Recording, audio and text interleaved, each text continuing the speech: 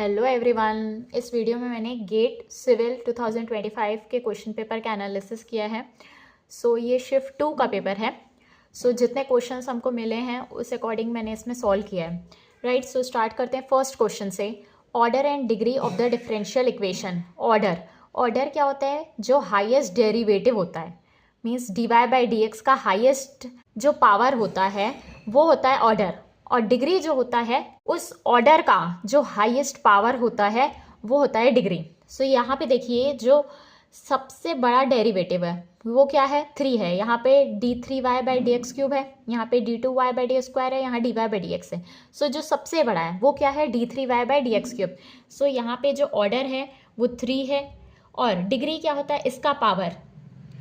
यहाँ पे देखिए इसका जो पावर है क्या है? 1 है, और ये फ्री फ्रॉम रेडिकल्स होना चाहिए। राइट, मीन्स अगर रूट है तो उसको आपको कन्वर्ट करना रहेगा सबसे पहले। Now next question, for the matrix A 6 8 4 2 2 cross 2 का मैट्रिक्स गिवन है। Eigen value is, eigen value हमको पूछा है। आइगन वैल्यू के लिए हम करेक्टरिस्टिक्स इक्वेशन लिखते हैं, a minus lambda equals to 0। यहाँ से हम लिख लेंगे करेक्टरिस्टिक इक्वेशन। ये हो जाएगा 12 minus 6 lambda minus 2 lambda plus lambda square minus 32 equals to 0। ये हो जाएगा lambda square minus 8 lambda minus 20 equals to 0। यहाँ से ये क्या हो जाएगा? Lambda square minus 10 lambda plus 2 lambda minus 20 equals to 0 हो जाएगा। यहाँ से कॉमन ले लेंगे हम। ये हो जाएगा lambda minus 10 minus 2 lambda minus plus 2 lambda minus 10 equals to 0। यहाँ से लेमडा की वैल्यू आ जाएगी -2, 10। जो आइगन वैल्यूज़ हैं वो क्या है? -2 एंड 10। जो ऑप्शन बी और डी दोनों सही हैं। Next question, if matrix A given है, हमारे पास 3 क्रॉस 3 का मैट्रिक्स, हमको क्या पूछा है? Transpose of matrix A. Transpose में हम क्या करते हैं? रोज को कॉलम में कन्वर्ट करते हैं और कॉलम को रोज में। ए ट्रांसपोज यहाँ से क्या हो जाएगा? ये फर्स्ट कॉलम है, इसको हम रो में लिख लेंगे 2 1 4 3 4 3। सेकेंड कॉलम, इसको हम रो में लिख लेंगे। नाउ ये थर्ड कॉलम, इसको हम रो में लिख लेंगे। This is the correct answer. Next question, if dy by D X equals to e to the power x minus Y, then find the value of y at 0 is. यहाँ पे हम क्या कर लेंगे? वेरिएबल सेपरेट कर लेंगे। dy by D x को हम ऐसे लिख सकते हैं e power x by e to the power y। यहाँ पे e to the power y हो जाएगा, dy equals to e to the power x dx हो जाएगा। वेरिएबल्स को सेपरेट कर लेंगे, y को एक तरफ x को एक तरफ, देन हम इंटीग्रेट कर लेंगे। y की वैल्यू आ जाएगी। यहाँ से ये हो जाएगा E Y equals to e to the power x plus c हो जाएगा। इसको हम इंटीग्रेट कर लेंगे। नाउ अब हमको y की वैल्यू फाइंड करनी है, तो हम दोनों साइड log ले लेंगे। log e to the power y equals to log e to the power x plus ln c। यहाँ से y की वैल्यू आ जाएगी y equals to log a plus log b। log a plus b होता है, ये हो जाएगा e to the power x plus c। This is the correct answer. हमारे पास ऑप्शंस अवेलेबल नहीं है, मैंने डायरेक्ट यहाँ पे y की वैल्यू लिख ली है। Next question, integration of natural log x dx is. ये मैंने अपने रिवीजन की वीडियो में बताया था ये क्वेश्चन। यहाँ पे ln x है, इसको हम 1 से मल्टीप्लाई कर देंगे, फिर इंटीग्रेट कर लेंगे। आइलेट सबसे पहले जो टर्म लेते हैं हम वो लॉगरिथमिक लेते हैं। ये हो जाएगा फर्स्ट टर्म, ये हो जाएगा second term. Integration by parts means first function into integration of second function minus integration of differentiation of first function into integration of second function. ये हो जाएगा। ये हो जाएगा ln x minus x plus c। This is the correct answer. Next question, the president along with the council of minister dash to visit India next week. A is wishing, B wish, C wishes, D will wish. यहाँ पे हमारे पास क्या पूछा है? Noun क्या है हमारे पास? President है, द प्रेसिडेंट। नेक्स्ट वीक वो इंडिया विजिट करेंगे। फर्स्ट जो फॉर्म होगा वर्ब का वो क्या है? विश है। वो आएंगे। यहाँ पे क्या हो जाएगा? Wishes. C is the correct answer. Next question, even though I had planned to go skiing with my friends, I have to dash at the last moment because of an injury. Option A back on, B back off, C back out, D back down. इसका correct answer हो जाएगा option number C, back out. मैं अपने friends के साथ जाने वाला था, मगर लास्ट मोमेंट में इंजरी की वजह से मैंने क्या कर दिया, विड्रॉ कर लिया अपने आप को, मीन्स बैकआउट हो गया मैं, मीन्स मैंने अपना प्लान कैंसिल कर दिया। सो अगर हम कोई भी चीज़ से बाहर निकलते हैं तो उसको हम क्या बोलते हैं, आउट। सो इस प्लान से मैंने अपने आप को बाहर कर लिया, so means back out. So C is the correct answer. Next question, given v equals to 80 kmph, r equals to 300 meter. हमारे को नंबर ऑफ लेन्स गिवन थी 2 और width of wheel base given है 6 मीटर। हमको पूछा क्या है, एक्स्ट्रा वाइडनिंग पूछा है पेमेंट की। सो एक्स्ट्रा वाइडनिंग पेमेंट का फॉर्मूला क्या होता है, NL² by 2r plus v by 9.5 root r। यहाँ पे v kmph में है। नाउ नंबर ऑफ लेन्स 2 है, लेंथ ऑफ व्हील बेस 6 है, बाय 2 इंटू 300 प्लस जो स्पीड है वो 60 है। Now 9.5 into root r to 300, so this will come out to be 0.606 meter. So this is the correct answer. Next question, if forebearing of line AB is 60 degree and forebearing of BC is 122 degree, then angle ABC in degree। हमको internal angle पूछा था question paper में। So AB angle given है हमारे पास, AB forebearing given है, means ये 60 degree given है। Now forebearing of BC 122, so 122 यहाँ आ जाएगा, इस quadrant में आ जाएगा 90 प्लस दिस एंगल, so ये हो जाएगा 122 डिग्री। सो हमको ये एंगल पूछा है, इंटरनल एंगल। सो यहाँ से अगर हम फाइंड करेंगे, देखिए ये 60 है, सो ये भी क्या हो जाएगा, 60 हो जाएगा। नाउ ये पूरा 180 है, 180 में 122 माइनस कर देंगे, सो क्या हो जाएगा, ये 58 डिग्री आ जाएगा। नाउ 58 प्लस 60 डिग्री किसके इक्वल हो जाएगा, 118 डिग्री के इक्वल हो जाएगा। सो जो इंटरनल एंगल है यहाँ पे ABC का, वो हो जाएगा 118 degree. So this is the correct answer. Next question, which one of the following bacteria is mainly responsible for crown corrosion in sewer? So जो सल्फर प्रोड्यूसिंग बैक्टीरिया होते हैं वो क्राउन में, क्राउन मीन्स जो इनर पोर्शन होता है top of the sewer का, वो होता है क्राउन। वहाँ पे क्या करते हैं, वो बैक्टीरिया कोरोजन कॉज करते हैं एटमॉस्फेयर के साथ मिलके, मीन्स H2S गैस। सो ये क्या बन जाता है, सल्फ्यूरिक एसिड बन जाता है। सो इस वजह से यहाँ पे जो टॉप मोस्ट इनर पार्ट होता है सीवर का, जिसको हम क्राउन बोलते हैं, वहाँ पे कोरोजन होने लगता है because of the presence of sulphur reducing bacteria. So the correct answer is option number B. Next question, which method is not use for treating highly organic waste. Not used, हमको क्या पूछा है, कौन सा method हम use नहीं करते हैं ऑर्गेनिक वेस्ट के लिए। सो फर्स्ट है एनारोबिक डिकम्पोजिशन। एनारोबिक डिकम्पोजिशन में हम ऑर्गेनिक वेस्ट को ट्रीट करते हैं, राइट। कंपोस्टिंग मेथड में क्या होता है, 2 तरह की होती है, इंदौर मेथड और बेंगलोर मेथड। इसमें भी हम ऑर्गेनिक वेस्ट को ट्रीट करते हैं ना। नेक्स्ट हमारे पास बायोहाइड्रोजनेशन। ये जो टर्म है ये बेसिकली ट्रीटिंग ऑर्गेनिक वेस्ट के लिए तो यूज ही नहीं होता है, पहली बात। और बायोहाइड्रोजनेशन क्या होता है, अनसैचुरेटेड फैट को सैचुरेटेड फैट में कन्वर्ट करते हैं, उस प्रोसेस को हम बोलते हैं बायोहाइड्रोजनेशन। सो ये आंसर सही हो जाएगा। Next open dumping. Open dumping वो प्रोसेस होता है जिसमें हम वेस्ट को डायरेक्टली एटमॉस्फेयर में डालते हैं, बट सिंस यहाँ पे जो ऑर्गेनिक वेस्ट होते हैं, हाईली ऑर्गेनिक वेस्ट को ओपन एरियाज में डालना सही नहीं रहता है because of the fly nuisance और वेरियस डिसीजेस हो जाएं, इसीलिए ऑप्शन डी भी हम यूज़ नहीं करते हैं for treating highly organic waste. So इसका आंसर बी एंड डी है। Next question, a rectangular section of effective depth 500 mm is provided with 2 lagged vertical stirrups of diameter 10 mm and center to center spacing of 100 mm.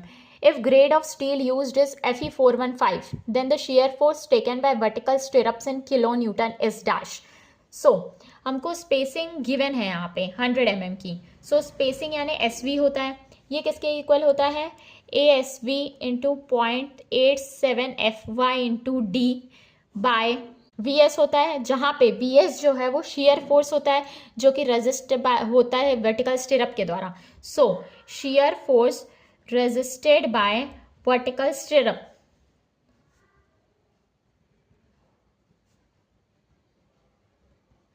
वो किसके equal हो गया, VS के। सो ये किसके equal हो जाएगा, ASV into 0.87FY into D यानी इफेक्टिव डेप्थ बाय SV। सो यहाँ पे हमारे पास गिवन क्या है, 2 लैग्ड स्टिरअप है। सो 2 लैग्ड मीन्स 2 का एरिया हमको लेना पड़ेगा 2 इंटू, और सर्कुलर क्रॉस सेक्शन होता है तो π/4 d स्क्वायर। सो डायमीटर क्या है 10 mm, ये हो जाएगा 10 square into 0.87। Fy grade of steel क्या है 415। D क्या है इफेक्टिव डेप्थ 500 mm, सो ये हो जाएगा 500 बाय स्पेसिंग कितनी गिवन है 100 mm। सो नाउ यहाँ पे हमने जो भी यूनिट पुट की है, सो उससे अकॉर्डिंग जो आंसर आएगा वो किस में आएगा, न्यूटन में आएगा, राइट। सो इसकी वैल्यू फाइंड कर लेंगे, ये आ जाएगा 283.57 टू 10⁻³ न्यूटन। नाउ हमको क्वेश्चन में पूछा है किलो न्यूटन में, सो ये हो जाएगा 283.57 kilo newton. So this is the correct answer. Next question, for a 3-hour flood hydrograph peak discharge is given as 180 meter cube per second and base flow is 30 meter cube per second.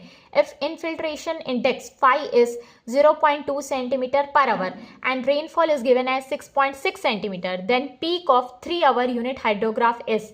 So हमको unit hydrograph के लिए मैंने बताया था आपको numericals किस तरीके से सॉल्व होते हैं। सो हमको यूनिट हाइड्रोग्राफ की पीक फाइंड कर लेना है, ठीक। सो ये किसके इक्वल हो जाएगा, हमारे पास जो फ्लड हाइड्रोग्राफ है उसकी डिस्चार्ज कितना है 180। सो नाउ 180 से जब हम बेस फ्लो को हटाएंगे, ये हो जाएगा, इसमें बेस फ्लो को माइनस कर दो, सो ये हो जाएगा 150, राइट।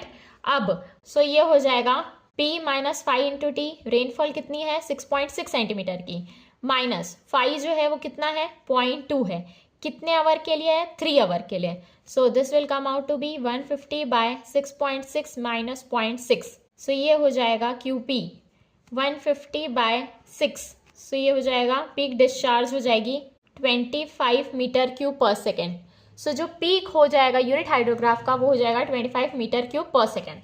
हम इफेक्टिव रेनफॉल से डिवाइड करते हैं, यहाँ पे क्या होता है टोटल रेनफॉल इतनी है, यहाँ पे लॉस हो रहा है इतना, इनफिल्ट्रेशन इंडेक्स इतनी है, और टाइम क्या है 3 आवर के लिए। सो हम लॉसेस जो हैं वो इससे हटा देंगे। सो रेनफॉल इतनी है माइनस जो लॉसेस है, लॉस किसका है इनफिल्ट्रेशन इंडेक्स का है, कितने टाइम के लिए है 3 आवर के लिए, यूनिट हाइड्रोग्राफ की पीक आ जाएगी। Next question, a 6 meter thick clay stratum has drainage at both its top and bottom surface due to the presence of sand strata. The time to complete 50% consolidation is 2 years. The coefficient of volume compression MV is 1.51 into 10⁻³ meter square per kilonewton and unit weight of water is 9.81 kilonewton per meter cube. The coefficient of permeability in meter per hour is dash. हमको पूछा क्या है कि पूछा है double drainage का case है, right. So हमको पता है टाइम फैक्टर जो TV at 50 degree consolidation CV into T by D square होता है, और CV किसके इक्वल होता है K by MV into gamma W के इक्वल होता है। So T by D square हो जाएगा। नाउ हमको पूछा है कि जो टाइम फैक्टर 50% कंसोलिडेशन के लिए होता है वो होता है 0.196। Now this will be equals to K by MV, volume compression given है 1.51 into 10⁻³ unit weight of water 9.81, time क्या गिवन है 2 years गिवन है हमारे पास, राइट। नाउ ये डबल ड्रेनेज का केस है। सो जो डेप्थ है वो किसके इक्वल हो जाएगा D/2 के। सो 6 मीटर गिवन है, सो 6/2। जब ऊपर और नीचे दोनों तरफ ड्रेन होता है, जो टोटल डेप्थ हम लेते हैं वो after draining from both the sides वो हो जाएगा D/2 के। सो जो थिकनेस है टोटल 6 है, सो 6 का आधा 3 का स्क्वायर, ये हो जाएगा, यहाँ से K की वैल्यू आ जाएगी 0.013 meter per hour. So this is the correct answer. Next question, the most suitable test for measuring the permeability of clayey soil in laboratory is dash. A pumping out test, B constant head test, C falling head test, D hydrometer test. Permeability को find करने के लिए जो हम test use करते हैं clayey soil के लिए वो होता है फॉलिंग हेड टेस्ट। सो इसका करेक्ट आंसर है option number C। Next question, if the support B sinks by delta in the downward direction, then the reaction developed at B is dash. सो यहाँ पे हमको रिएक्शन एट B पूछा है।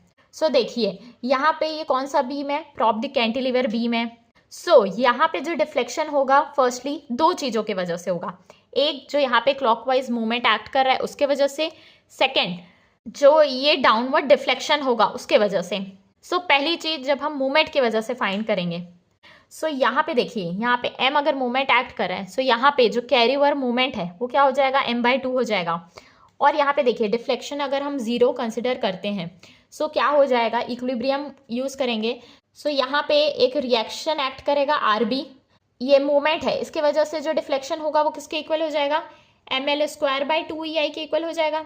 Now जो reaction है इसकी वजह से जो डिफ्लेक्शन होगा वो क्या हो जाएगा, अपवर्ड साइड में, सो -RL³/3EI, ये किसके इक्वल हो जाएगा, 0 के।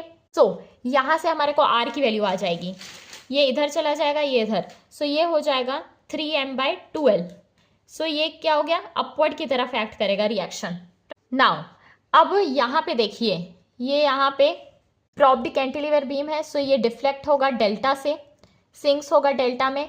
सो ये सिंकिंग की वजह से जो डिफ्लेक्शन होगा वो किसके इक्वल हो जाएगा, 3EI delta/L² के इक्वल हो जाएगा, length of the span L है। सो नाउ यहाँ पे जो रिएक्शन डेवलप होगा ये क्या हो जाएगा, अपवर्ड हो जाएगा। सो ये किसके इक्वल हो जाएगा, इक्विलिब्रियम के अकॉर्डिंग ये हो जाएगा रिएक्शन 3EI delta/L³ के इक्वल हो जाएगा यूजिंग इक्विलिब्रियम। नाउ यहाँ पे अगर रिएक्शन 3EI delta/L³ है, सो यहाँ पे जो रिएक्शन होगा वो किसके इक्वल हो जाएगा, अपोजिट डायरेक्शन में हो जाएगा इक्विलिब्रियम से। सो ये अगर अपवर्ड है सो ये क्या हो जाएगा, डाउनवर्ड। सो ये डाउनवर्ड जो रिएक्शन हो जाएगा वो 3EI delta/L³ हो जाएगा डाउनवर्ड में। नाउ जो रिजल्टेंट आपका रिएक्शन होगा वो किसके इक्वल हो जाएगा, जो रिएक्शन है ये मूवमेंट की वजह से, नाउ डिफ्लेक्शन की वजह से जो रिएक्शन आएगा वो किसके इक्वल है, 3EI delta/L³ के। सो ये डाउनवर्ड हो गया। नाउ जो नेट रिएक्शन होगा सपोर्ट B में वो किसके इक्वल हो जाएगा, दिस माइनस दिस। सो ये हो जाएगा 3m/2L minus 3EI delta/L³। So the correct answer is option number B. Now next question. If the free chlorine residual and pH was measured to be 2 mg per liter as Cl2 and 8.5 respectively, what is the concentration of residual HOCl ions in micromoles per liter in the water? Assume that the chlorine gas added to water is completely converted to HOCl and OCl minus. Atomic weight of chlorine is 35.5 gram per mole. ये equation आपको given है और reaction जो rate constant है K वो किसके equal है, 10⁻7.5। Now सबसे पहली चीज़ हमारे पास रेट कांस्टेंट K गिवन है, हमको पता है K किसके इक्वल होता है, concentration of HOCl right side by left side जो होते हैं रिएक्टेंट्स। सो ये हो जाएगा रेट कांस्टेंट K के इक्वल। नाउ यहाँ पे K की वैल्यू गिवन है हमारे पास 10⁻7.5 है। सो ये हो जाएगा concentration of HOCl by OCl minus. Now हमारे पास pH गिवन है, pH क्या गिवन है, 8.5, pH है 8.5। सो जो हाइड्रोजन आयन कंसंट्रेशन है वो किसके इक्वल हो जाएगा, 10⁻⁻8.5। सो ये हो जाएगा 10⁻⁻8.5। नाउ क्रॉस मल्टीप्लाई कर लो इसको यहाँ से, सो ये हो जाएगा 10⁻⁻1 इज इक्वल्स टू HOCl का कंसंट्रेशन बाय OCl माइनस का कंसंट्रेशन। नाउ यहाँ से OCl माइनस का जो कंसंट्रेशन है वो किसके इक्वल हो जाएगा, 10 टाइम्स ऑफ HOCl के कंसंट्रेशन के। नाउ हमारे पास गिवन क्या है, फ्री क्लोरीन रेसिडुअल गिवन है, मींस क्या हो गया, फ्री रेसिडुअल यहाँ पे क्या क्या है, एक है HOCl और एक है OCl। सो गिवन है हमारे पास HOCl का कंसंट्रेशन प्लस OCl का कंसंट्रेशन किसके इक्वल है, 2 mg पर लीटर।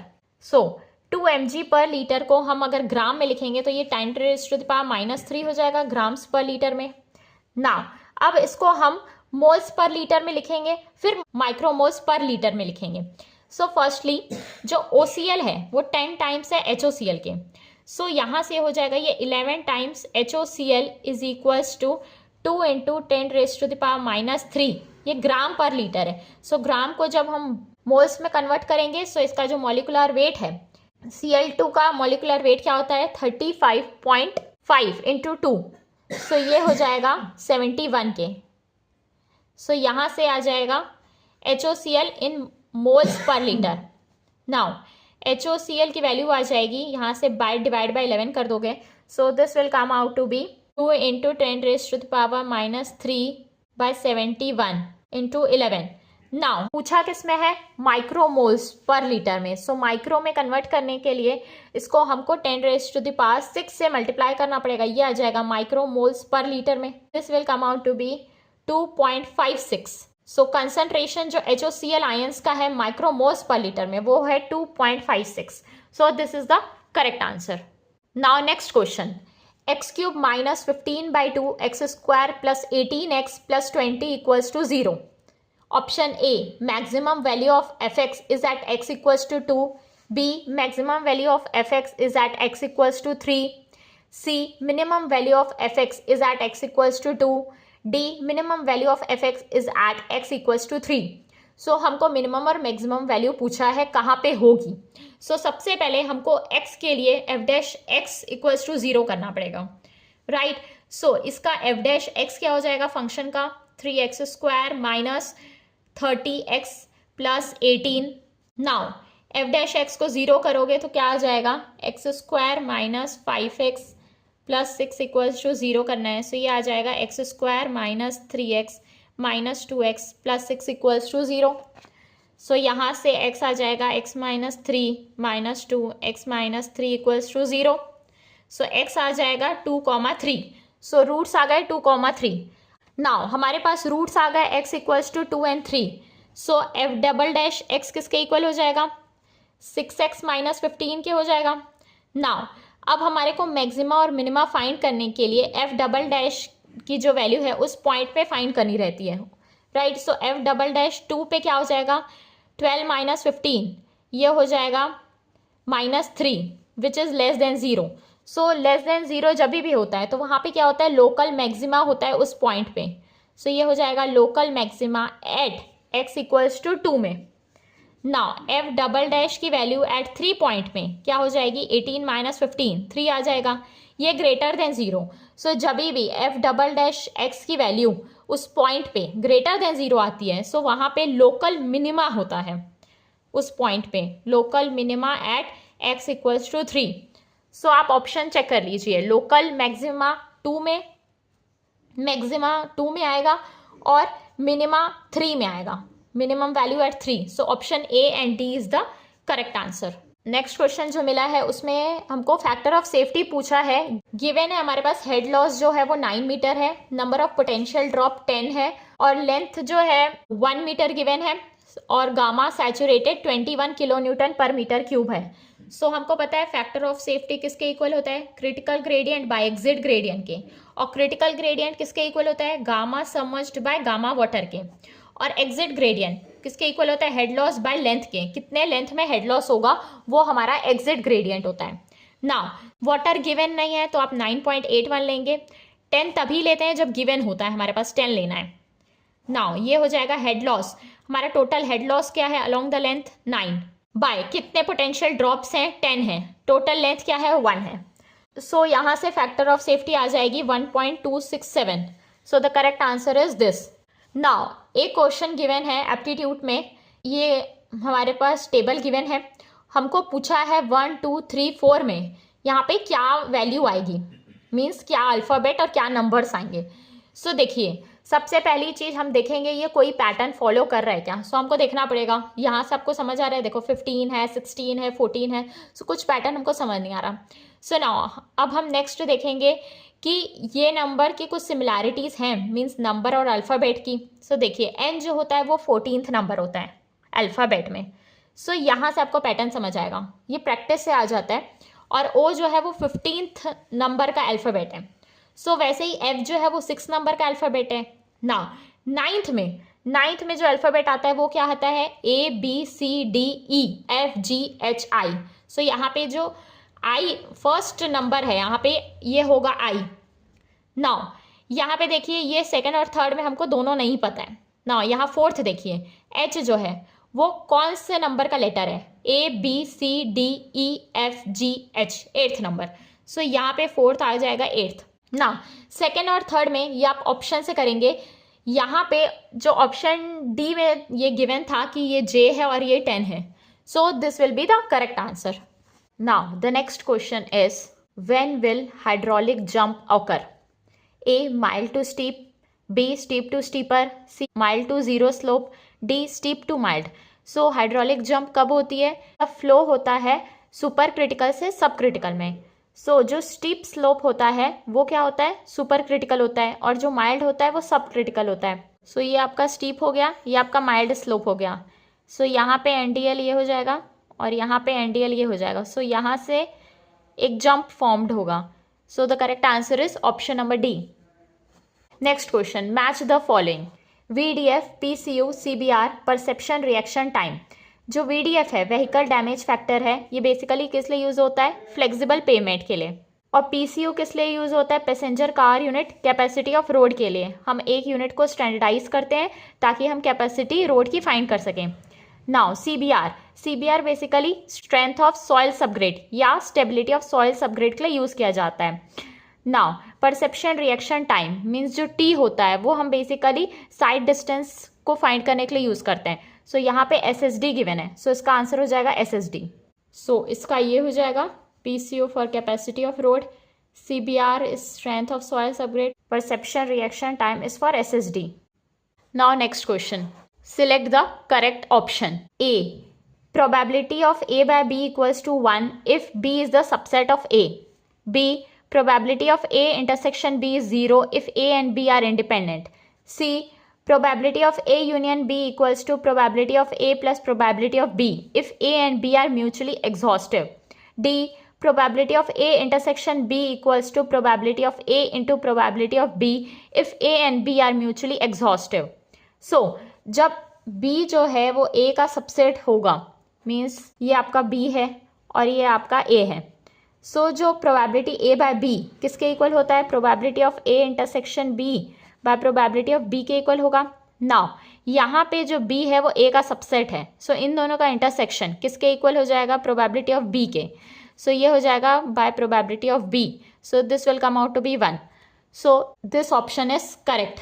नाउ अगर कोई भी इवेंट म्यूचुअली एग्जॉस्टिव है सो उसका इंटरसेक्शन 0 हो जाता है। So probability of A union B किसके इक्वल होता है? Probability of A plus probability of B। So C is also the correct answer. Next question है हमारे पास, ये एप्टीट्यूड का क्वेश्चन है। यहाँ पे P स्टार की वैल्यू पूछा है। सो पहली चीज हमको ये देखना पड़ेगा कि ये क्या पैटर्न फॉलो कर रहा है क्वेश्चन।